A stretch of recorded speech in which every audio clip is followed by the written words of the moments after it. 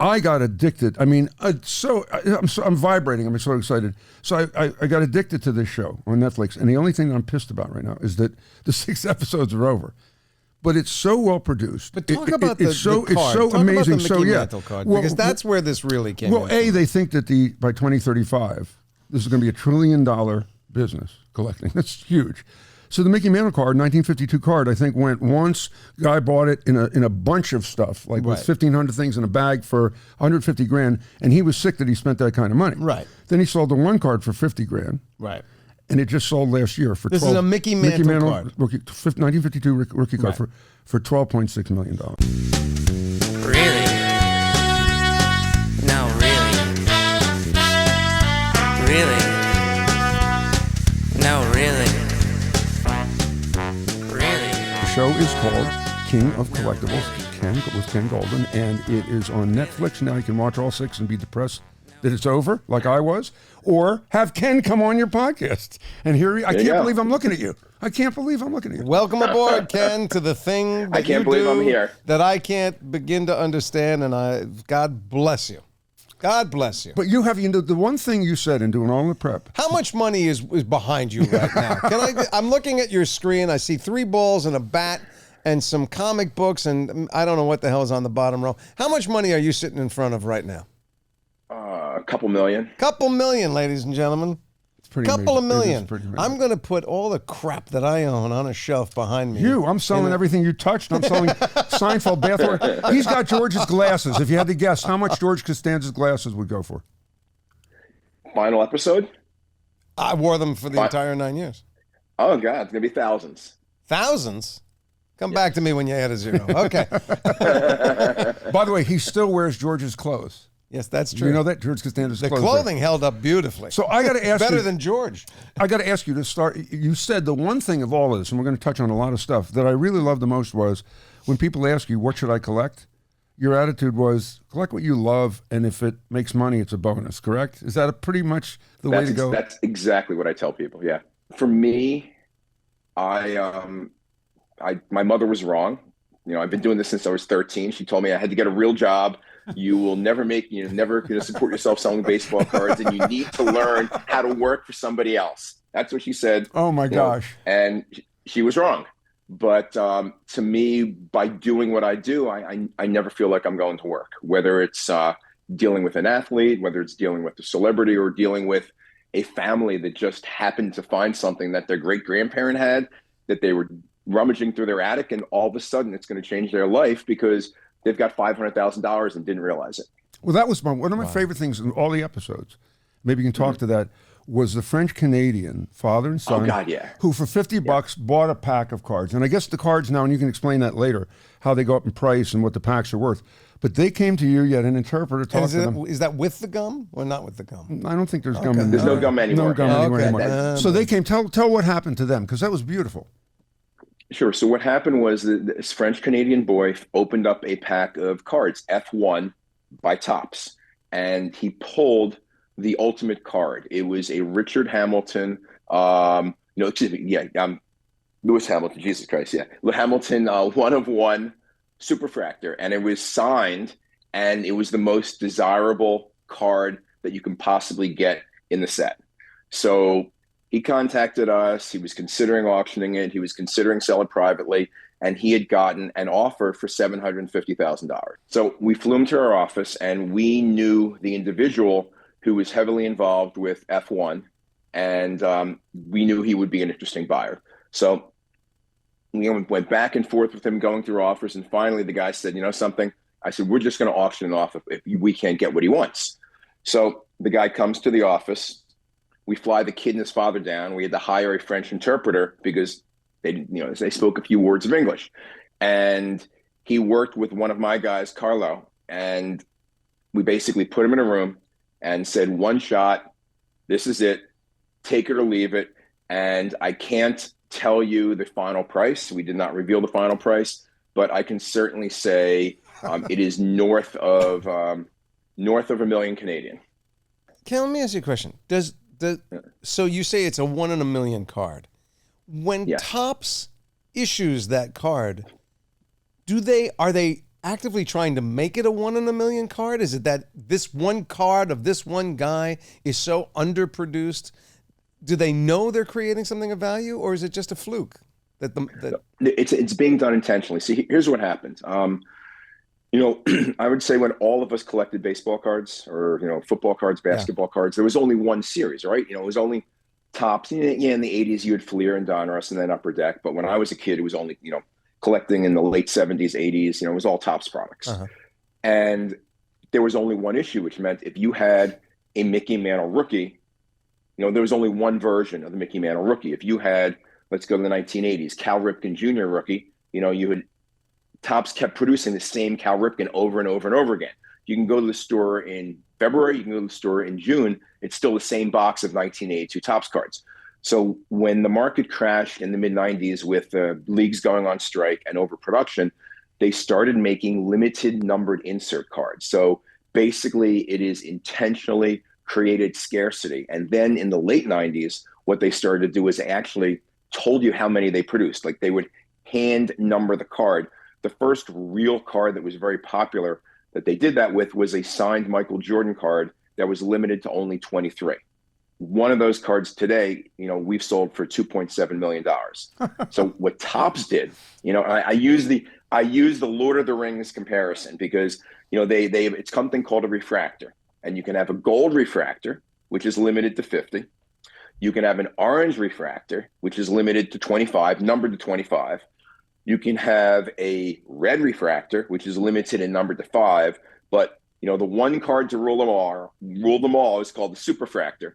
And it's only one. They make exactly one of the card, and it says 1 of 1. And therefore, that is the most valuable. So what they've done with trading cards is they've really making it they've really made it into a kind of like a Willy Wonka golden ticket type of thing where you can open up boxes and boxes, and some boxes may have $500 worth of cards. Some boxes may have $1,500 worth of cards. But if you get the right box, you might have a $250,000 card in there. And how does that, Topps isn't making the money on that. Topps is just, you're buying a pack of cards for whatever it is, $1, $2, $3, $5. Just because the kid now suddenly owns the $2 million card. Topps doesn't profit from that, do they? Well, here's going to be a really no really for you. There are a product that come out now that start with a suggested retail price of $20,000 for a box. Well, wait a minute. Okay, so you opened with Aaron Paul, okay, the fighter / internet guy. Logan Paul. Logan Paul. You were, and I Drake. caught part of it. Yeah. You opened the box and you split it. It was $150,000 each. What was that? It was okay. So that was Pokemon First Edition. What happened was we did a live stream where my company Goldin auctioned off spots. So people took, they would spend $10,000 for a spot to get one pack. God, let me see if I got anything here right now. Let me see what I grabbed. Okay. So this is a 20-year-old box. It's 97, 98 Fleer. What? Say again. What is it? Say what? 97, this happens to be, here's Fleer. Kobe Bryant. Okay. All right. It's 97, 98 basketball. So inside, back in the old days, it would look like this. You've got 36 packs. Right. And then you open up a pack. I just want you to know if there's anything in here, we're partners. It's on our time. So let's see what we got With here. our luck, we got what is called the Schnee pack. Yeah. I will let you know if we've got anything good. I guarantee nothing. There you go. No. By the way, Ken could be saying nope, and he's looking at a 10-minute. No. Yeah. Yeah. Okay. Fine. Allen Iverson, but still not worth anything. Okay. Allen Iverson. Sure. We're looking for the 1 in a million card, which we're not. Look at Ken's face. Something. God. Something. Now this is the worst thing you can possibly get. Of course this is just the worst. You're gonna love it. This is where's my camera on here? Tony Batty, Diamond Ink. Oh, okay. Guess what? You're supposed to mail this in, and you get an autographed card of this player. Right. Unfortunately, that's a product that was made in 1997, and that company is no longer in business, which meant that my autographed card in the box is no good. Nothing. But so what Logan and I did was we would open up packs like this, but for Pokemon First Edition, for different people who bought boxes, who bought packs off of Goldin Auctions website. So we opened up a box in this live stream, and we didn't really hit anything big. and he was very depressed. Yes, he and was. he did not know, the live stream was over. Netflix cameras were still running, but the live stream was over. So he had no idea he was going to do this. I had no idea I was going to do this, but I said, something? You've got more boxes at home. What'd that box cost? And he said, I think it was like $335,000 a box. I said, I will wire you. Here you go. $167,000. You pay for the other half, and you and I will just open up the box together, off camera, and see what happens. And that's what we did in a Netflix episode. Unbelievable. And he had the thing hanging around his neck, that card, which was worth how much? That card, that is a Pokemon card that he paid $5 million for. It is called the Illustrator. It is the best grade of a very limited. Now, you know all about Pikachu, right, Jason? I do. I have sons that grew up with Pokemon. And my daughter-in-law was part of the company that produced most of the Pokemon films. Okay, of course. So it's Pikachu as the creator, as the illustrator. It's called Illustrator. It shows Pikachu painting the characters. You bet. It's a very limited promo card. And that card, he owned the highest graded one, and he bought it for about $5.2 million off of somebody in Dubai. And he wears it. He wears it around his neck in a diamond encrusted case. I believe the case cost him $250,000. What are we doing? So does he do? Is that smart because he's flaunting it to you and online, and because he's such a big influencer? It's going to take the value of that card up because it's making it so special that he'll flip it for $8 million, $10 million at some point. That is certainly his logic. Yes, I mean the point is, that some of these celebrities buy stuff and then they show it off. Like The Rock, I think, bought one of his Bumblebee cards, from back in when he played Miami football, and the fact that it was owned by him made it worth more money. I've sold a 1952 Topps card, like literally right on the case. It said once owned by Mickey Mantle. And the fact it was once Mickey Mantle's own personal copy of his rookie added like a 50% premium onto the value of the card. How does a price get determined? I'm almost asking, I think this is probably true in the fine art world as well. Is it, what determines the value of this thing? Is it just whatever the market will bear, or is there some system to assess real market value on any of these items? It really depends on what it is. To me, if I'm doing an appraisal, I always like to use comparisons. For example, if there's a hot rookie in basketball, I'll say, okay, fine. What was a similar rookie worth? What is a Kobe worth? What is a LeBron worth? What is a more modern player like a Trae Young or a Luka worth? And then they'll estimate some sort of value. Then you have got guys that come out like Zion, and the value just goes down to the ground because he never plays and he's always injured. But otherwise, it really is truly supply and demand. I mean, that's why I love game used items, because with trading cards, you can go online. There are online price guides. There are online guides that tell you what you should pay, that have all the different comps. This card sold for this in this grade last week. It's available for this price. So trading cards is as close as you get to a stock market of collectibles, because they're graded. There is like, for example, let me see if I got something right here. This world is so amazing to me because there's so many moving parts. So like these are the type of cards that I love. This is called a T3. It's a 1911 Ty Cobb card. And it was put out by a tobacco company. It's a gorgeous card, absolutely gorgeous. And it's graded by PSA. And they put a number grade on it. That means 4.5. So VG to Excellent Plus. So you can look up online and you can see the serial number of this card online, and it'll show you every single time since the card was graded, what it sold for, when it sold, where it sold, and you can have some basic value. Game use items, for example, like a Babe Ruth bat or a Michael Jordan game-worn pair of sneakers, or, a Shohei Ohtani jersey, that's much more personal. They're much more limited, and that's more of an emotional purchase, which is how sometimes you can get these crazy prices, like $10 million for a Jordan jersey, because they go up for bids and two people really wanted his jersey from that particular game. So are the players now, are they savvy, or are they told, dude, only sign this many this season? Are they in on it on every level? Because they're looking at their own value, so they only sign X amount of cards, and who tells them how many to sign?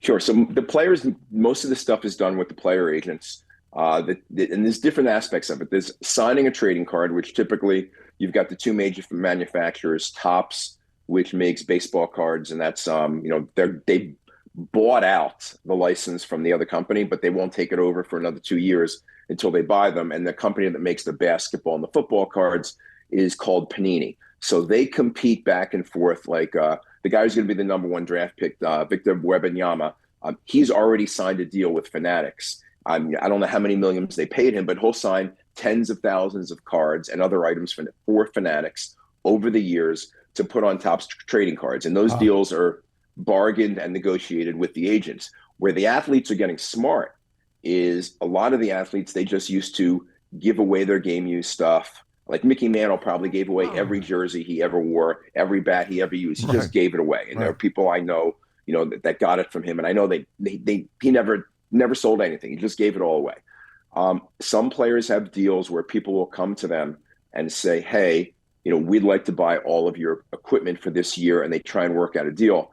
But then you've got other players that are getting smarter, like Julio Rodriguez of the Mariners. We worked out a deal where my company gets all of his items and we auction it for him and we take a small percent of what it sells for. So instead of him getting maybe 40% of the retail price, he's going to get 90% of the retail price. And we're counseling him, letting him know, hey, you don't want to put everything out in your rookie year. You want to wait until you accomplish something. You never want to flood the market, things of that nature. Gosh. This is going to sound like I'm, you'll get it, what I'm about to say. My younger son is 27 years old. Mm-hmm. He is probably the last generation that is learning cursive writing in school. Yep. So possibly right now, your youngest players, no fault of their own, it's not being taught, may not have a signature. Are you coming up against that? What do they do? What do they write?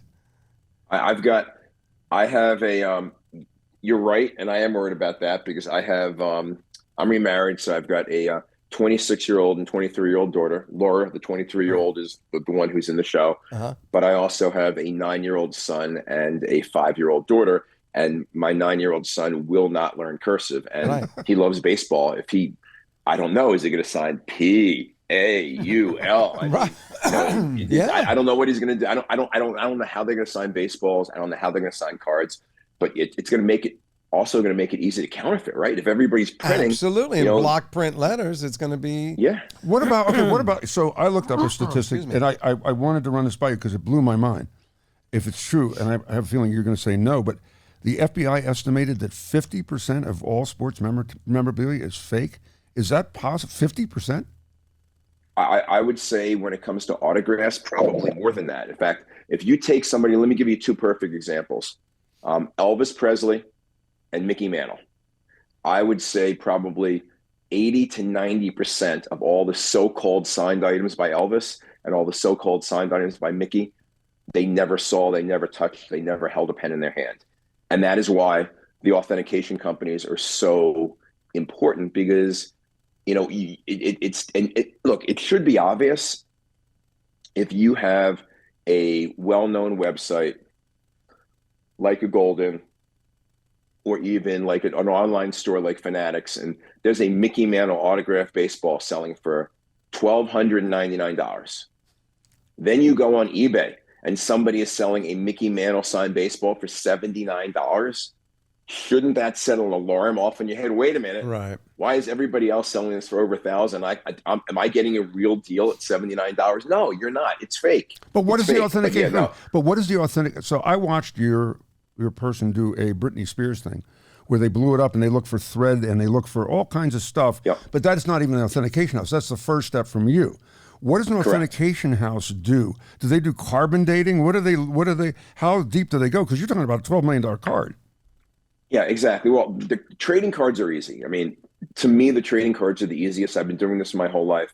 I have all the time. Everybody thinks they have a real T206 Wagner. For those who don't know, Honus Wagner was a player in the late 19th century, early 20th century, one of the first 5 inductees to the Hall of Fame.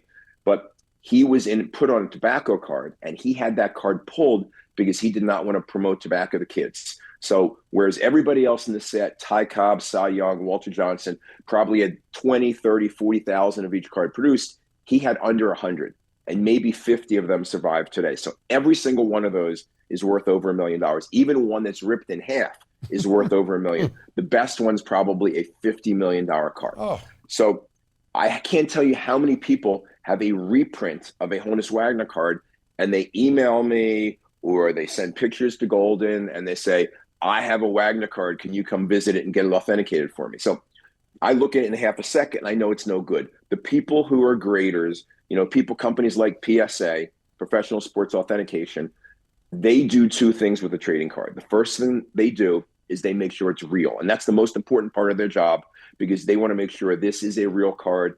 It's not a counterfeit. It's not a knockoff. The second thing they do is they grade it on a scale from 1 to 10, with 1 being poor and 10 being what they call gem mint. But no, counterfeiting is very, very tough. And with sports cards, to me, sports cards is the easiest thing to authenticate because the people really know them. Now, if you want, I'm going to show you something very interesting that will probably blow your mind. So I'll show you how something like this would be authenticated.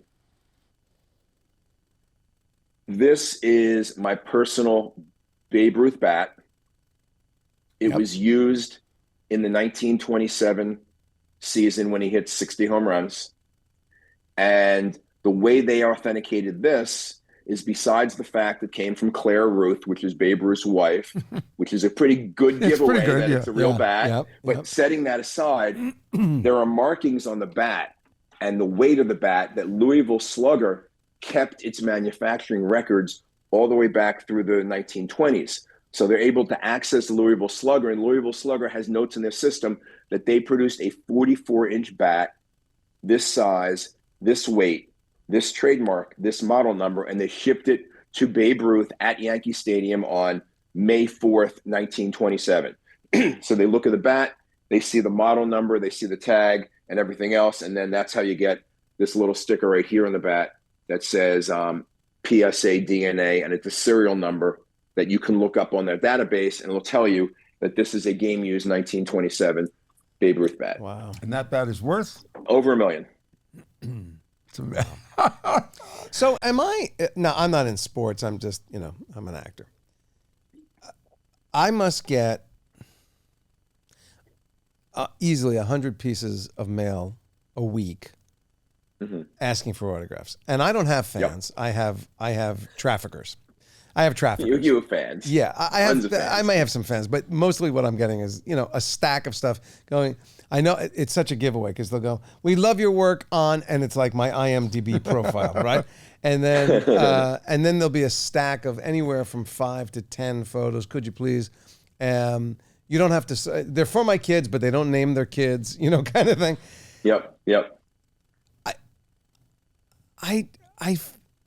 I tend to sign this stuff. I do it within reason. I do it. I don't question it.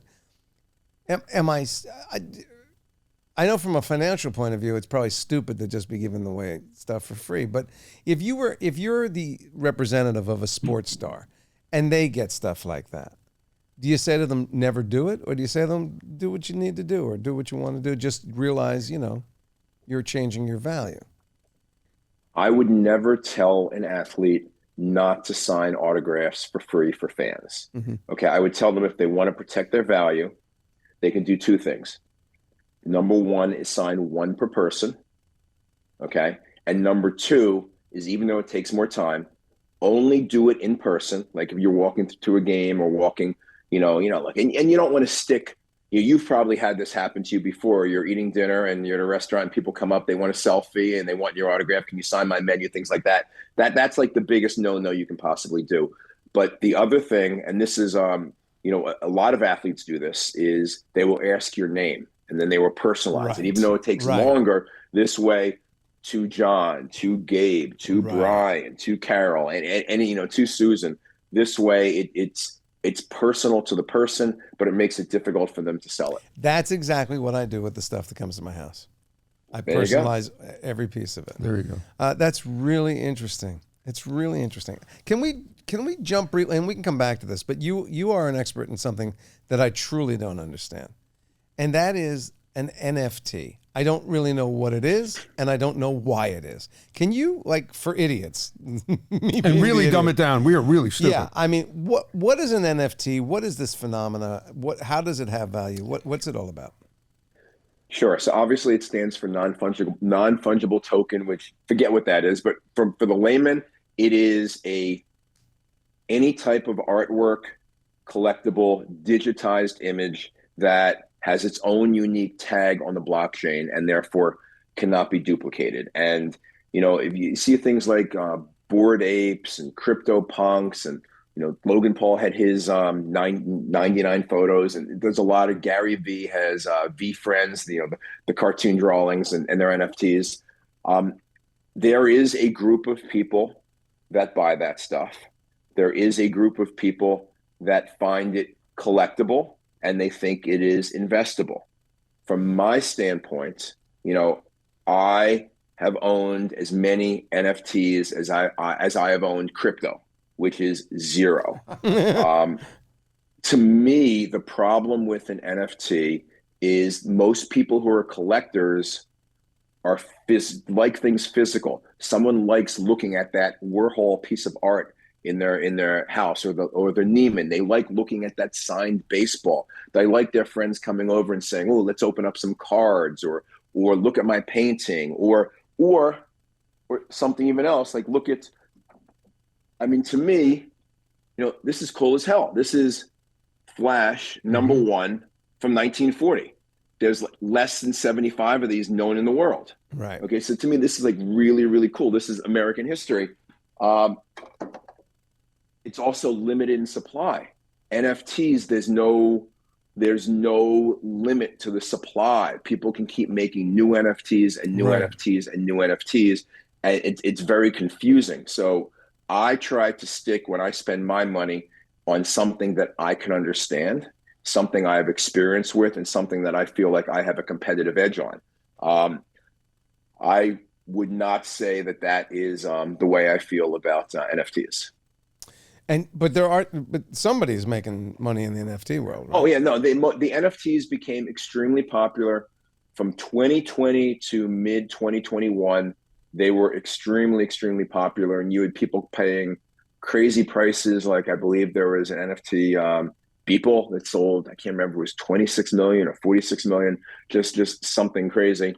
But it is, it was, in my opinion, and guys out there who love the NFTs, don't send me hate emails, but to me, it was a bit of a fad. It was a bit of, to take something out of episode 1 in the show King of Collectibles, the Goldin Touch. It was a bit of like the Beanie Baby era, Right. Where people were paying thousands of dollars for Beanie Babies, and then today those Beanie Babies are worth $5 to $10. There you go. By the way, my wife wrote the Pog book. Remember Pogs? They were those. Of course, I remember that? Pogs. And she wrote the book because she was paid to write the book. But everybody thought that thing was going to take off in a big way, and they're worth zero, nothing, right? But there were collectors everywhere. Yeah, there were. I mean, my company, Classic, we made our own brand of pod called Tonks, and we had a license from Major League Baseball to make these circular discs, and we probably shipped them to Walmart, shipped them to Target, shipped them to Sam's Wholesale Club, and 6 months later, we got them all back. Nothing, absolutely nothing. So here's this is what fascinates me. So many other questions. So like Queen is still a tangible group because they had the movie come out, so the next generation knows them. A friend of mine bought the drywall. You'll love this, from the Ed Sullivan Theater, that had all of the performers the night that the Beatles performed. I think his wife got ticked off. He bought it for, I think, 125 grand. She thought he was an idiot, and then he sold it for 400,000. But I always wonder, I'm going to be the guy who buys the Beatles memorabilia the year that the world goes, yeah, we're over it. How do you know? How do you know that something's going to be enduring? That people, I know the baseball cards are kind of their history, so there's a chance that as long as the sport endures. But how do you know that the Michael Jordan, you have the card with the 3 different Michael Jordan's on there that's worth how much that rare card was worth for. How do you know people are going to care about Michael Jordan in 15 years? Or my luck, I would pay the 15 million, go, I got it, and then there's a scandal. He did what? And all of a sudden, you know, that's only going to make it more valuable. maybe or not, maybe not. And then you're stuck with John Morant cards. Okay, there you go. Yeah. So what happens? What happens?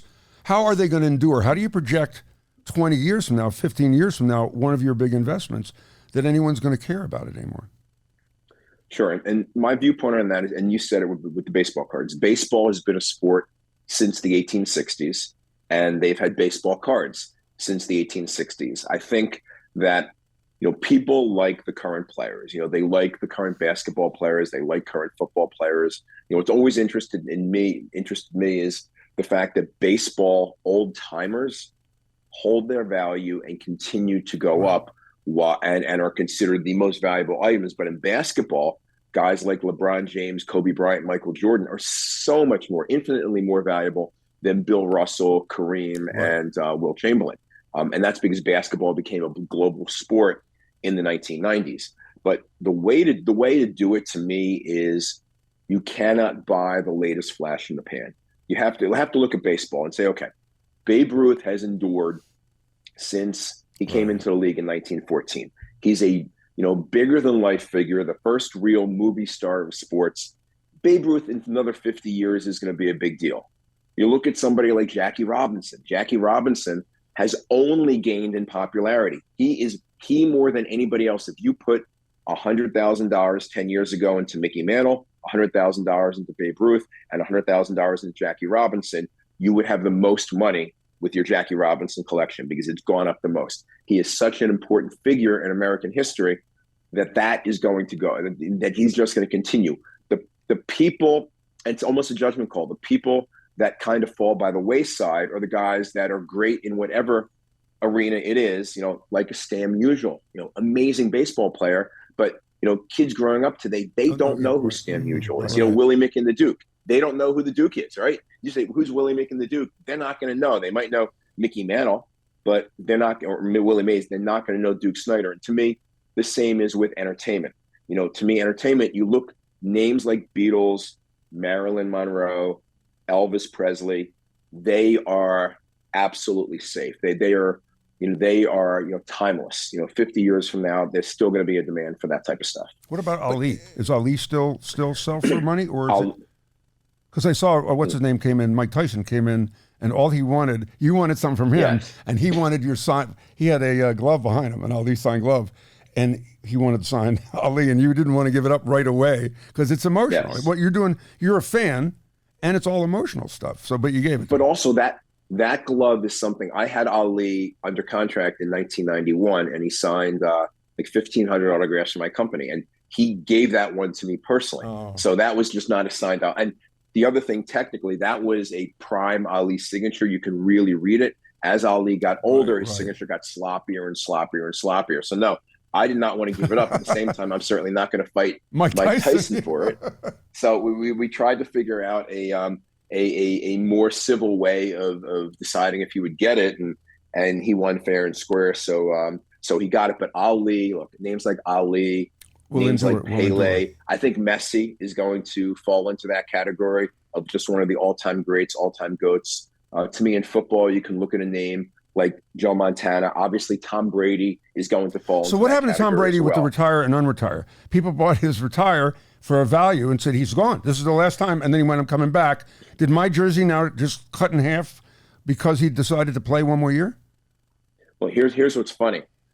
So there was an auction house, luckily not mine, that sold his final touchdown pass from the 21 season. And they advertised it as his last touchdown pass. The auction ended. I believe it went for like $400,000, something like that.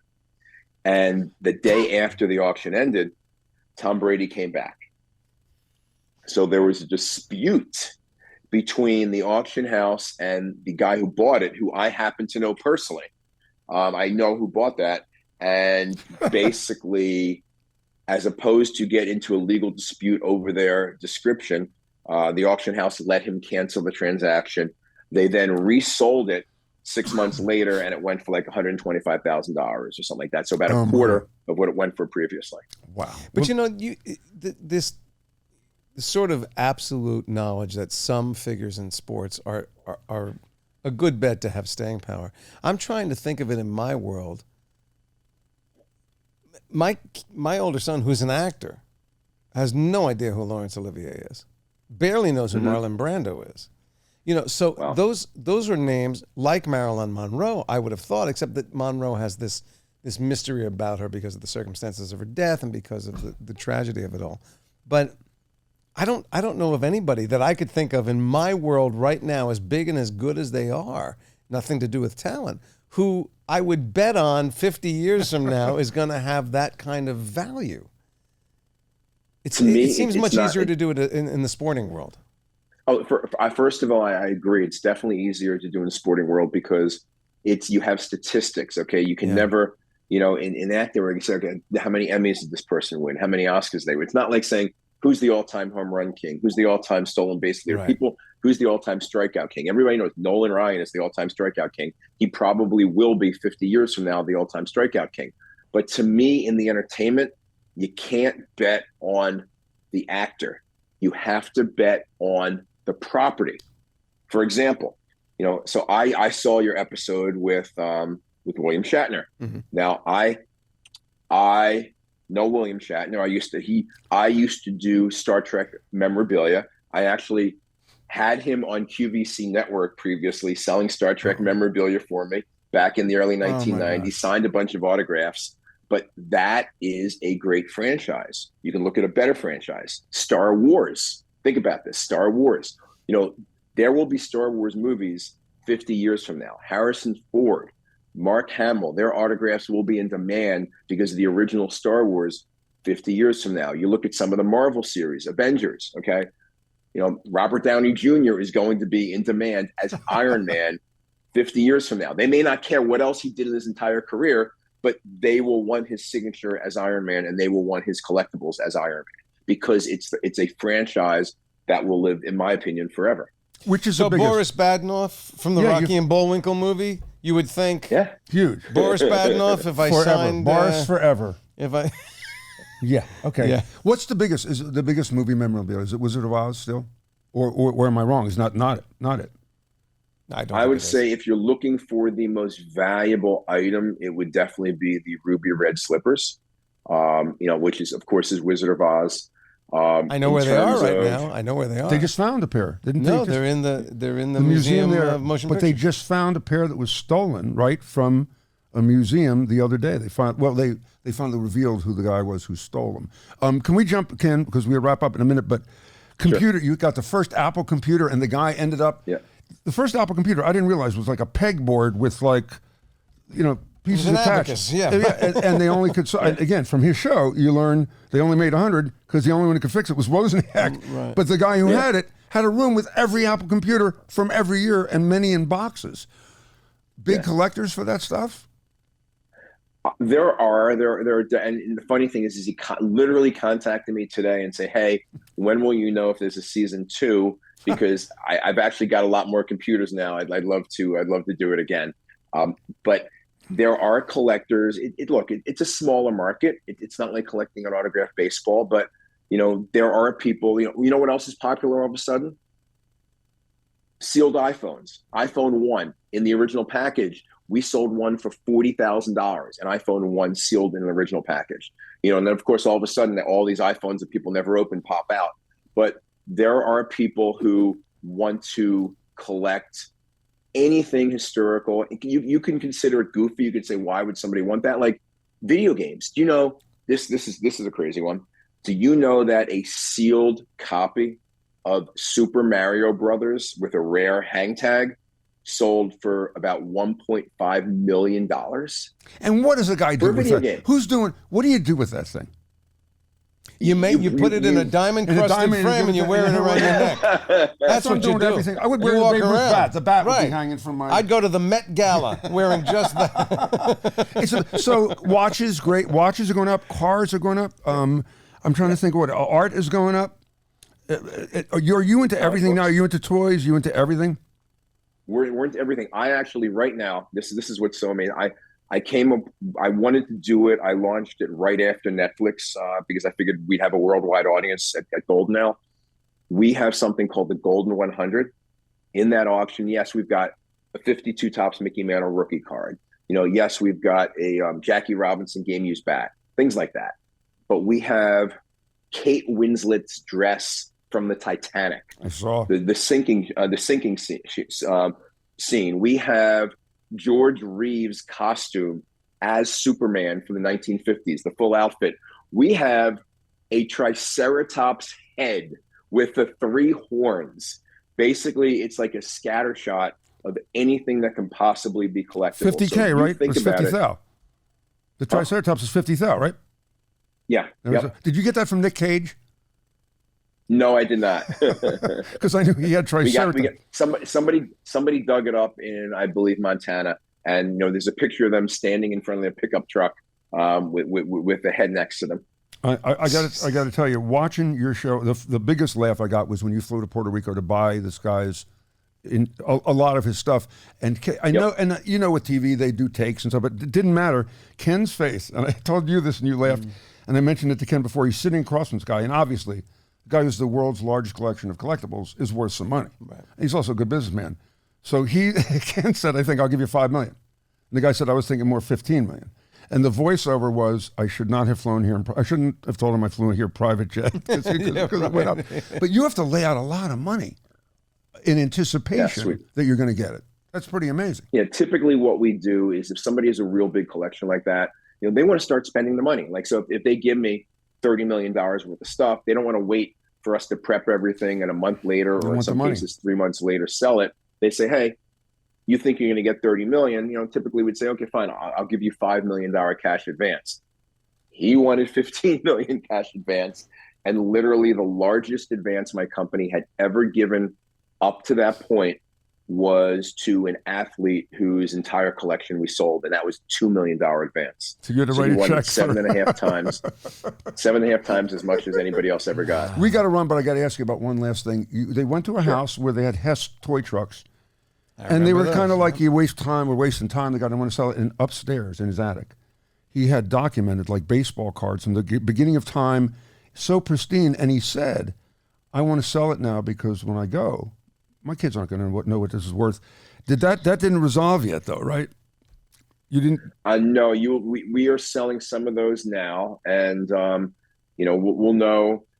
You'll see it in season 2. I don't want to tell everybody. That's what I thought. I thought I could get you to cheat and tell me before season 2, but yeah, I mean, look, this is Netflix, so they're never going to tell me anything before at least a month. But we were supposed to be like a small show catering to a small audience, and we ended up being top 10 in 12 countries, including 5 non-English speaking countries. So I assume we're in good shape. I assume they want to do it again. I would bet on the show. It's a great narrative. It's not only collectible stuff, but you learn stuff. It's a great narrative. Well, that's the beauty of those things. I mean, that's even in this conversation, you learn. I mean, I collect nothing, but I'm fascinated by the whole world of collecting and what people do, fixate on as being of value to them. Because as you say, I think a lot of this starts as a true love for something, and then perhaps it becomes an investment kind of thing. You know what you should have done when you were in Seinfeld? What you should have done is you should have done like the athletes. After an episode was filmed, you should have taken off your shirt, handed it to Jerry, and said, give me your shirt. And, instead of a jersey swap, Jay. you have a shirt swap. Yeah. Damn, you'd be in great shape. Damn, you should have talked to him then. Ken, thank you. Smart man. Check out the show. It's on now. It's insane to watch because you learn so much, but it's also playing poker. It's also watching that auction timer running down. Are they going to beat it? Are they going to beat it? And I'm invested in if a guy's going to beat it or not, and I'm sitting home in my underwear. It's fascinating. So, Ken, congratulations. Ken, if you had a good time, if you did, you don't have to answer now, if you had a good time with us, any item off the thing behind you, it doesn't matter. Any one of them. Reach behind you. Don't even look. Just pick one and give it to us. Thanks for chatting. I'm gonna make you both collectors, and maybe what we'll do is we'll virtually open up a box of cards together another time. Love it. Season 2, here it comes. Thank you. Be safe. Thank you. I need a cheesesteak for me. I miss them. I miss the Amoroso roll. So go have one with no onions and a side of sauce. Is the way you like it. So thank you, King Goldin. The collecting thing's amazing. I just looked up some stuff, Jason. Most valuable lunchbox Superman, $13,225. Let me just tell you something. I don't collect anything.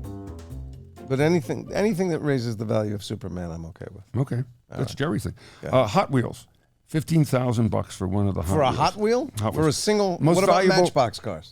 I don't have Matchbox, but most valuable Lego brick is $19,793. Is that the red rectangular one? It's a- Because they're all red and rectangular. They gave out 10 gold bricks. You know what? It's the same thing that the car 10 company's gold doing. bricks. Oh my they make God. them limited edition. Most valuable Beanie Baby, there is one. The Princess Bear is $22,222. Oh my God! Oh my God! You have it. We had a lot. We had a lot. What we We had didn't a mention lot. was the collecting thing exploded during COVID for two reasons. Number one, people were home and went, look at the crap I've got. And Yeah. number two, the LeBron James documentary, for some reason, just motivated everybody, and it went through the roof. Well, what about all the crap that I know you collect, my friend? I have snow globes that are worth. I only do worthless. I have 1,400 snow globes. snow globes. Yeah. 1,400 Well, and you know how snow globes. that started because I mentioned I have Now, some. I've given you 6 of them. But I hate it. What happened is I just mentioned it on the air once on the radio, And then that everybody was the started damn giving me broke. snow globes, and I Yeah. said, "Give me money, give me But a you shirt." also collect the other thing, the Luchador masks. the Mexican Mexican wrestler, masked little wrestlers, heads, and yes. they're laughing at me in the other room. When I show them to you, you will like them Oh, too. fantastic. Where do you see? No, anybody would collect them. You'll start immediately because they're a must-have item. And really only the most I'll put 'em up. educated You know what? and I'll put 'em- elite people would even know to collect. I'll put them up on the site, and people will go out of their mind. You won't put them up on the I site. will put them on the site. You're going to put Lori, make sure he puts them up on the site. Laurie left. She doesn't listen to the show. Make Look sure at the face. she Look at her goes face. up Look on at her the face. site. What do you want me to do? Her face is always, what do you want me to do? Anything you ask her, it's like, what do you want me to do now? Look at her. I love that attitude. I love that attitude. I collect nothing. I collect nothing. I don't What do you want, a prize? understand. What do you want, a prize for that? Maybe I do, because maybe I'm part of the solution. I'll give you a damn gold star. Most valuable bobblehead? New York Yankee bobblehead from 61, 62, almost $60,000. Levi's original 501 jeans, a pair, the right pair, $60,000. I did a commercial for them. For Levi? Levi 501s. And? I did. I might still have those jeans because, I keep clothes. I do collect something. I collect clothes I've worn. By the way, you think on we're kidding when television. I say that Jason still wears George? When did You the don't show have go? to. You how don't many have years to did take his word. How many years did the show go off the air? Paparazzi have snapped me on the street Wearing in the George's last clothes. 2 years and gone, "Who wore it better?" And then they show a picture of me as George wearing it 30 years ago. So and the a picture khaki, of but me when did now. the show go off the air? 1999, I think. And you wear what still? Khaki pants, jacket, shoes? I don't wear khaki pants, but I wear the shirts, I wear the shoes, and I occasionally wear the sneakers. Sneakers could be. I'm going to take them from you and call the auction house. I'm curious. I love that he said the glasses. Couple thou. And you went, Couple what? thou. Couple thou? Up your head. Couple Up a thou? thou.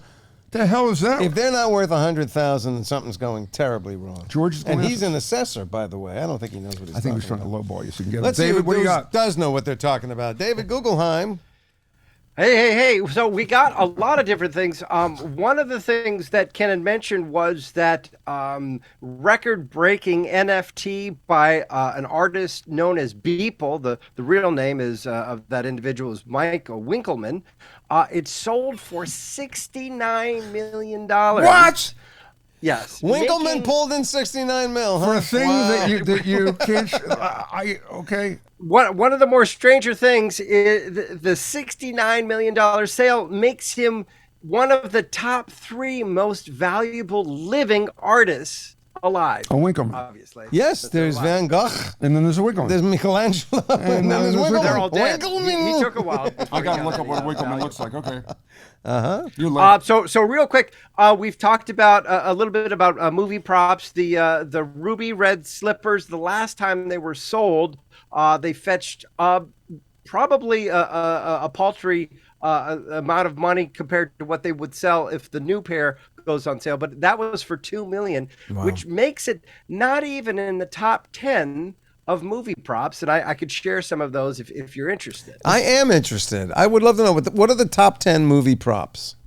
Okay, so we'll go through them quickly. Number 10, the Lotus submarine car hit from The Spy Who Loved Me. The James Bond white car The turns Lotus into that a went under submarine. order. Okay. That was $860,000. The original That makes sense to me because I'm R2D2 sure the mileage was quite low on that. And it was clean. It was clean. Yeah, the gills, there's a problem there. Yeah. The original R2D2 from the original Star Wars sold for $2,760,000. The lion costume actually sold more than the ruby red slippers for over $3 million. This one really sort of surprised me. The piano from Casablanca, Sam's piano, sold for $3,400,000. And here's the kicker: it's not even a real working piano. Oh It's a my prop. God. It's just a prop. It's a prop piano, no It's a strings. prop. Yeah, and there's some dresses, the Maltese Falcon, the Batmobile, another one of the Aston Martins from a James Bond. But the number, you'll never guess this one, the number one most expensive movie prop ever sold, it was for $5,375,000. Robbie the Robot from Forbidden Planet. Oh. Which you gotta go that makes way sense to me. back for That that makes one. actually sense Except to that me. in 5 years, is that going to? I would go. No, it's still, that was seminal science fiction filmmaking, and so I don't think that's going to drop in value anytime soon. The thing we didn't ask him is what do millennials, Gen Z, what's the collectible for each generation? Like, Yeah. what does he look at for there? It is that show is really fascinating because they give you a background on each thing and what's out there. It's amazing what people collect and what they think they have that's valuable, and then stuff that people have, like that kid who pulled the one card out of a $50 pack. And he got, what did he say? He couldn't give us a price, but it was well over $1 million. Yeah. Amazing. Yeah. Amazing. So Well, I'm always, watch this segue, by the way. here we You're go. gonna be so $1 million segue? I'm always so pleased to hear what people collect. If you collect episodes of Really No Really, you're in luck because they drop every Tuesday on In the value. iHeart In value? app. In value. On the iHeart app, the Apple app, wherever you get your podcasts. If you listen to us on YouTube, please remember to like and subscribe. If you have a Really No Really of your own or perhaps a comment on our show, go to reallynoreally.com. Let us know what you think. And if we use one of your reallys on the show, we'll figure out something. We still haven't figured it out. And you know why? Because no one suggested anything There yet. you go. Why am I spinning my wheels, right? Good question. In the meantime, thank you, David Guggenheim. Thank you, Lori Crimmy. Thank you, gentlemen in the booth. Thank you, Peter Tilden. And I thank you, Jason Thank you, Alexander. Stuart the Clown Head. Yes. I'm going to start collecting clown heads. Okay, that's valuable, That's going to work right? out. That's going to work out great. Less valuable than your luchadores or whatever. With the, I didn't say they're worth anything. no, you implied they had value. They're value to me because I love them. I love looking at them. They're you beautiful. went to the heart. You went to the heart. I always go to that to shut you down.